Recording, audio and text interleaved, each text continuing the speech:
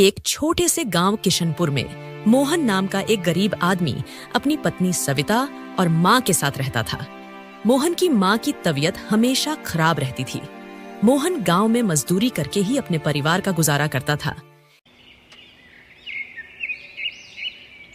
एक दिन उसकी पत्नी सविता ने उससे कहा, मोहन, अम्मा की हालत दिन ब दिन बिगड़ती जा रही है।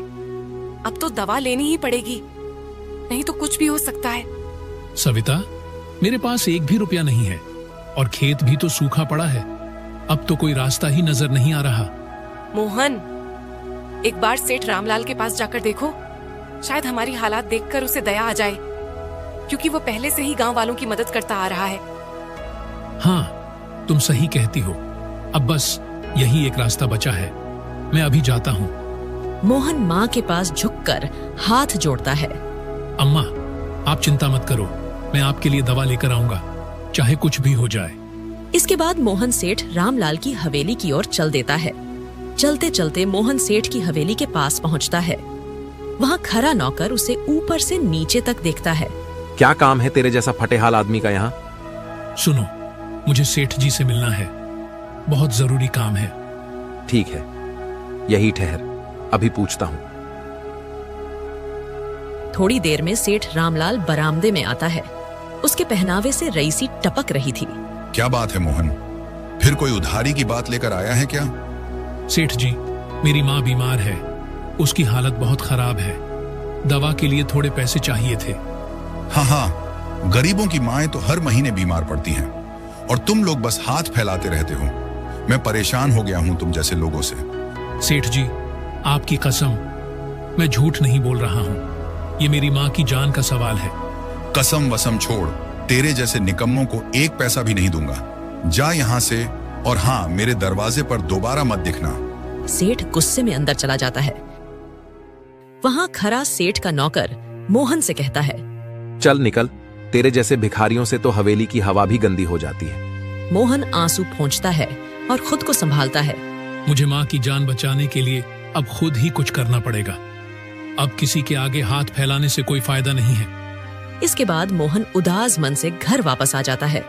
सविता चूल्हे के पास बैठी थी, माँ कराह रही थी। मोहन थका हारा अंदर आता है। मोहन, क्या हुआ? क्या सेठ ने मदद की? मोहन चुप रहता है, उसकी आंखें नीचे झुक जाती हैं। बोलो ना, आखिर हुआ क्या? सविता, सेठ ने मना कर दिया और मेरी बहुत बेइज्जती भी की। ये सुनकर सविता की आंखें भर आती हैं। गरीब होना भी कितना बड़ा अपराध है इस समाज में। क्या गरीबों के लिए जिंदगी का कोई मोल नहीं है? सविता, जो भी हो, लेकिन अब भीख नहीं मांगूंगा। चाहे मजदूरी करूं, जंगल से लकड़ी लाऊं या खदान में काम, पर माँ की दवा लाकर ही रहूंगा। मोहन माँ के सिर पर हाथ रखता है। अम्मा, आप ठीक हो जाएंगी, ये मोहन का वादा है। अगली सुबह मोहन जल्दी सुबह झोपड़ी से निकलता है। उसके चेहरे पर चिंता के साथ साथ दृढ़ निश्चय था। हाथ में एक पुराना गमछा और बोरी थी।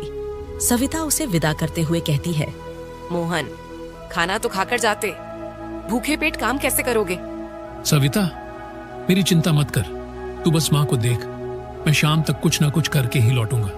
अब वक्त है कुछ कर दिखाने का। भगवान हमेशा तुम्हारे साथ रहे, जल्दी लौटना। गांव के बाहर ईंटों का भट्ठा।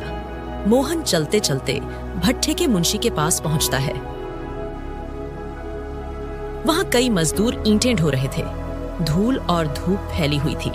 मुंशी जी, मुझे काम चाहिए, कुछ भी करवा लो। बस माँ की दवा के लिए पैसे चाहिए। काम तो है, लेकिन मजदूरी बहुत कम है। करना चाहता है तो लग जा ईंटें ढोने में। कर लूंगा मुंशी जी, चाहे हाथ छिल जाए या पीठ जल जाए, पर माँ की जान की कीमत पर पीछे नहीं हटूंगा। इसके बाद मोहन बोरियों में ईंटें भरकर उठाता है और पीठ पर रखकर ढोने लगता है।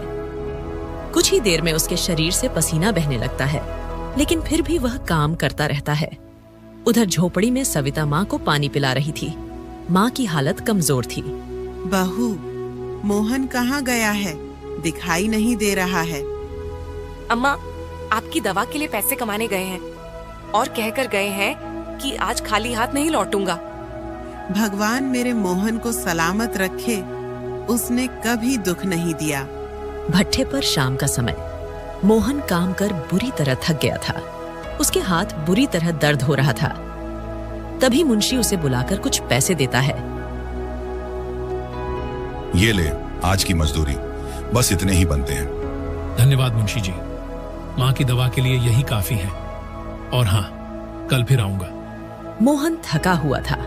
हाथ में कुछ सिक्के और नोट थे जो मजदूरी के बदले मिले थे। उन्हें लेकर वह तेजी से घर की ओर लौट रहा था ताकि माँ की दवा ला सके। बस अब दवा लूंगा और माँ को दे दूंगा। आज वह ठीक हो जाएंगी। हे भगवान, बस अब कोई बाधा मत डालना। सूरज ढल चुका था और अंधेरा फैल रहा था। गांव और बाजार के बीच का रास्ता सुनसान था। मोहन जल्दी जल्दी चल रहा था। तभी झाड़ियों से 3 डाकू निकलते हैं। एक के हाथ में लाठी, दूसरे के पास छुरा था। अबे ओ, रुक जा, कहाँ जा रहा है इतनी जल्दी में? भाई, मैं गरीब आदमी हूँ, बस माँ की दवा लेने के लिए जा रहा हूँ। दवा के लिए पैसे हैं तो हमें भी दे दे, हमें भी इलाज कराना है अपनी भूख का। चल, सुन लिया हो तो चुपचाप पैसे दे, वरना यही तेरा काम तमाम कर देंगे। इसके बाद डाकू पैसे छीनकर भाग जाते हैं। मोहन स्तब्ध खड़ा रह जाता है और वहीं जमीन पर बैठकर रोने लगता है। उसकी आंखों से आंसू बह रहे थे। आसपास अजीब सन्नाटा था। अब किस मुंह से घर जाऊं? माँ पूछेगी, दवा लाया तो क्या कहूंगा? कि तुम्हारा निकम्मा बेटा कुछ भी नहीं कर सका। वह जमीन पर हाथ मारता है और घास को मुट्ठी में दबा लेता है। नहीं, मैं अब किसी को मुंह नहीं दिखा सकता, माँ को भी नहीं और सविता को भी नहीं। वह वहां से उठकर धीरे धीरे जंगल की ओर कदम बढ़ाता है। चांदनी रात थी और जंगल में अजीब सन्नाटा था। उसका मन टूट चुका था। चलते चलते वह एक बड़े पत्थर के पास पहुंचता है और उस पर बैठ जाता है। शायद इसी जंगल में कहीं मैं खो जाऊं, कोई पहचाने भी नहीं, न माँ न पत्नी। उसकी आंखें बंद थीं और आंसू बह रहे थे। तभी दूर से एक बूढ़ी आवाज सुनाई देती है। ऐ बच्चा, इस अंधेरे में क्या कर रहा है? मोहन चौंकता है और चारों ओर देखता है। सामने से एक बुजुर्ग साधु जैसा व्यक्ति हाथ में लाठी ले पास आ रहा था। बच्चा, इस घनघोर जंगल में तू इस समय क्या कर रहा है? कुछ भी नहीं बच्चा बाबा, माँ बीमार है, पत्नी घर पर है और आज जब कुछ कमाया तो वो भी डाकू लूट ले गए। अब किस मुंह से घर जाऊं? तो भागकर जंगल आया है? बेटा, जीवन से हार मान लेना ही समाधान नहीं होता है। ये बात तो सही है बाबा, पर अब कोई रास्ता भी तो नहीं मिल रहा है। बेटा, जीवन में कठिनाइयां हर किसी पर आती है, पर जो झुकता है वो मिटता है और जो डटा रहता है वही इतिहास बनाता है। बाबा, पर मेरे पास कोई सहारा नहीं, न पैसा न कोई मदद। मैं क्या करूं? बेटा, मदद वही मिलती है जहां विश्वास होता है। तूने ऊपर वाले पर भरोसा छोड़ दिया है क्या? बाबा, भरोसा तब तक होता है जब तक पेट में अन्न हो और माँ के लिए दवा। अच्छा सुन, इस जंगल के उत्तर पश्चिम दिशा में एक पुरानी गुफा है। लोग कहते हैं वहां एक रहस्यमयी दीपक है जो किसी सच्चे और परिश्रमी व्यक्ति को वरदान देता है। गुफा?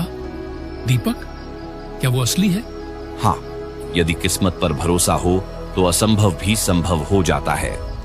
पर याद रख, वहां तक पहुंचने के लिए आत्मविश्वास, संयम और सच्चे इरादों की जरूरत है। एक हल्की सी चूक भी तेरी जान ले सकती है। ले, ये पीतल की माला रख ले, वहां पहुंचने में ये तेरा साथ देगी। मोहन माला लेता है। उसके चेहरे पर हल्का सा विश्वास लौटता है। इसके बाद मोहन साधु को प्रणाम करता है। साधु धीरे धीरे अदृश्य हो जाता है। पक्षियों की आवाजें शुरू होती हैं। मोहन गुफा की ओर निकलने लगता है। शायद यही मेरी परीक्षा है। माँ को बचाने के लिए मुझे अब इस गुफा को खोजना ही होगा। वह तेज कदमों से गुफा की दिशा में चलता है। उधर झोपड़ी में सविता माँ के सिरहाने बैठी थी। माँ की हालत रात भर में और बिगड़ गई थी।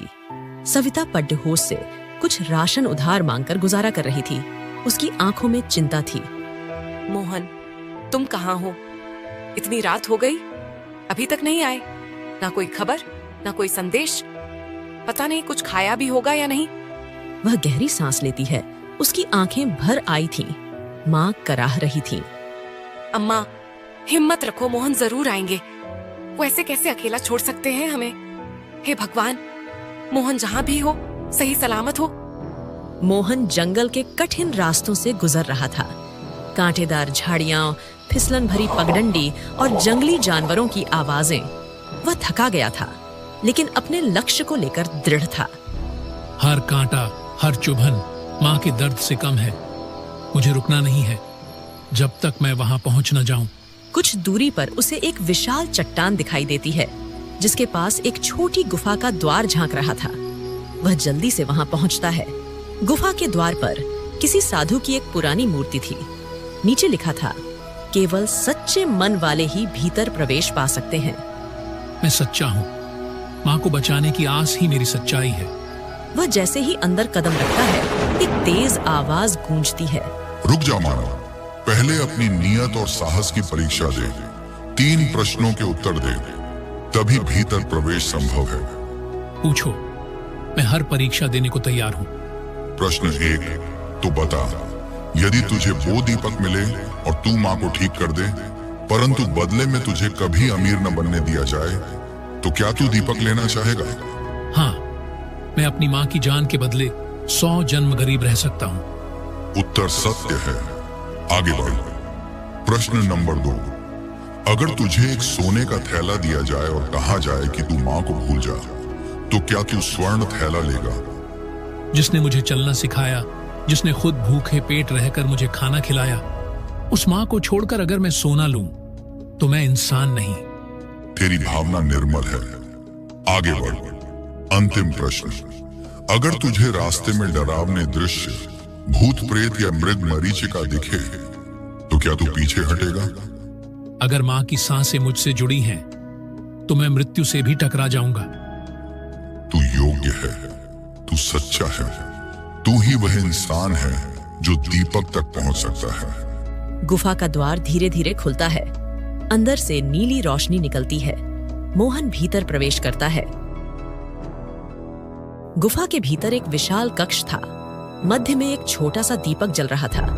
उसके चारों ओर पीतल की आकृतियां थीं। दीपक रहस्यमयी नीली लौ से जल रहा था। क्या ये ही वह दीपक है जो मुझे चाहिए? वह धीरे से हाथ बढ़ाता है। तभी एक और आवाज आती है।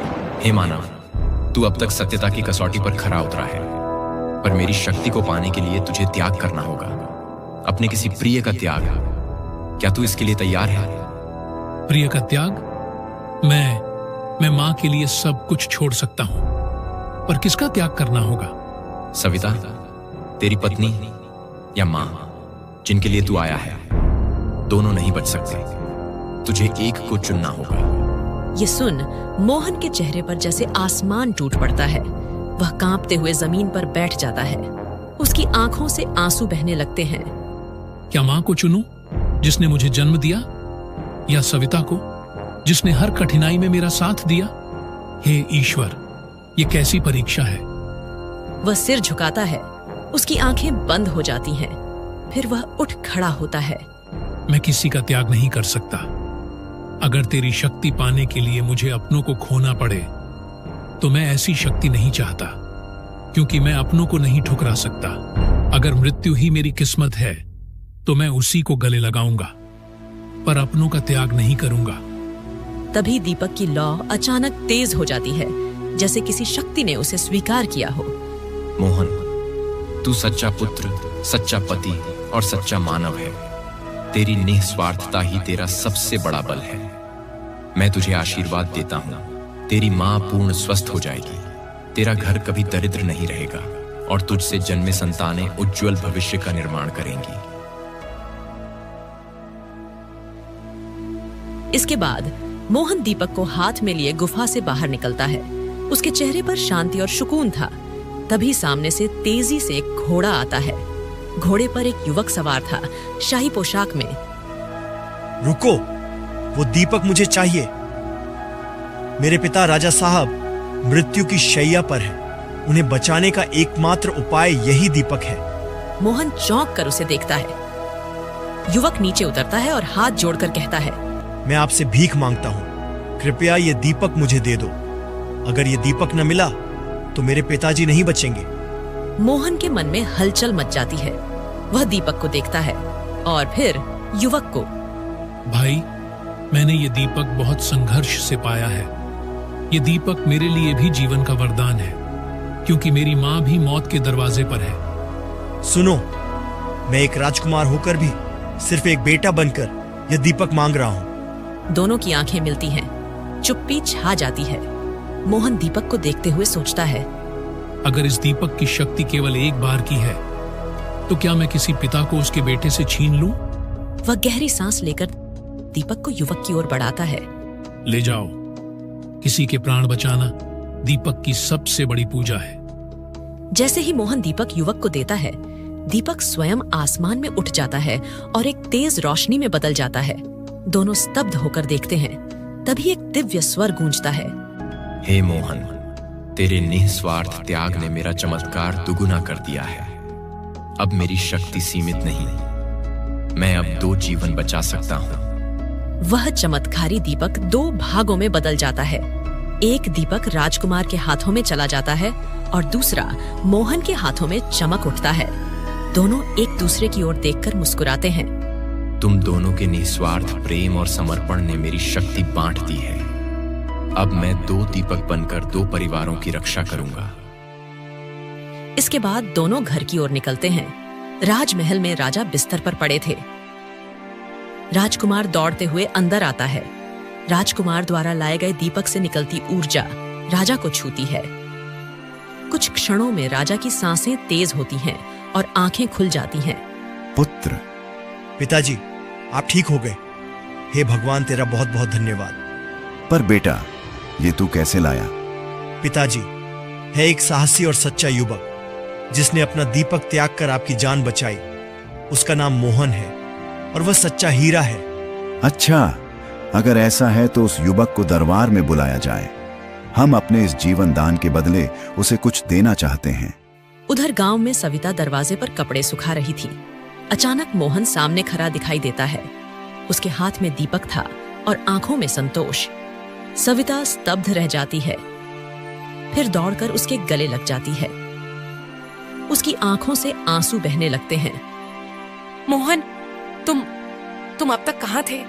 मैंने तो उम्मीद ही छोड़ दी थी। और ये दीपक, ये क्या है? चलो बैठो सविता, मैं तुम्हें सब बताता हूँ। ये कोई साधारण दीपक नहीं, ये चमत्कारी दीपक है। मोहन पूरी कहानी विस्तार से बताता है। डाकुओं द्वारा लूटे जाने से लेकर गुफा, तपस्वी बाबा और राजा के बेटे से हुई भेंट तक। सविता मंत्रमुग्ध होकर सब सुनती है। तुमने इतना कुछ सहा और फिर भी किसी का भला चुना।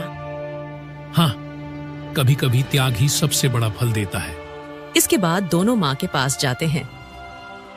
मोहन दीपक को माँ के सिरहाने रखता है।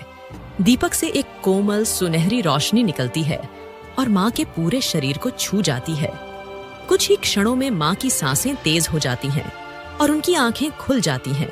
मोहन, बेटा, तू लौट आया। मोहन अपनी माँ के पैरों से लग जाता है।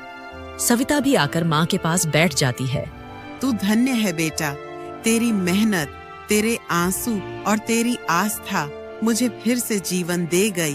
तभी दरवाजे पर घोड़े रुकते हैं। 2 सैनिक नीचे उतरते हैं और दरवाजा खटखटाते हैं। मोहन बाहर आता है। मोहन जी, नमस्कार। राजा साहब ने आपको राजमहल बुलाया है। उनका स्वास्थ्य अब पूर्णतः ठीक है और वे अपने प्राणदाता को बड़े पुरस्कार से सम्मानित करना चाहते हैं। सविता और माँ दरवाजे पर खड़ी सुन रही थी। मोहन पीछे मुड़कर उन्हें देखता है। माँ की आंखों में गर्व था और सविता की आंखों में खुशी। चल बेटा, आज तेरा संघर्ष रंग लाया है। इसके बाद सैनिक मोहन को लेकर राजदरबार में पहुंचते हैं। गांव वाले, सविता और माँ भी वहां थी। राजा सिंहासन से उठकर मोहन के पास आते हैं। हे मोहन, तूने जो किया वो कोई राजा भी नहीं कर सकता। मैं तुझे आज राज्य का मानव रत्न घोषित करता हूँ। और हाँ, मैं तुझे 5 बीघा जमीन, एक सुंदर मकान और नगर में व्यापार की दुकान देता हूँ। तेरी माँ, तेरी पत्नी और तू अब किसी भी अभाव में नहीं जियोगे। सविता की आंखों में आंसू थे। मोहन की माँ हाथ जोड़कर खड़ी थी। मोहन भावुक हो गया था। आपका बहुत बहुत धन्यवाद महाराज। आपने मुझे इतना सम्मान दिया। मैं आपका ये एहसान जिंदगी भर नहीं भूलूंगा। इसके बाद मोहन, सविता और माँ नए घर में बैठकर पूजा कर रहे थे। दीपक की छोटी मूर्ति घर में रखी थी। मोहन उसे देखकर मुस्कुराता है। तुम सच में दीपक की तरह हो मोहन, जो खुद जलकर सबको रोशनी देता है। और तुम उस बाती की तरह जो दीपक को जलाए रखती है, पर असली दीपक तुम और माँ हो, जिन्होंने मेरा विश्वास कभी बुझने नहीं दिया।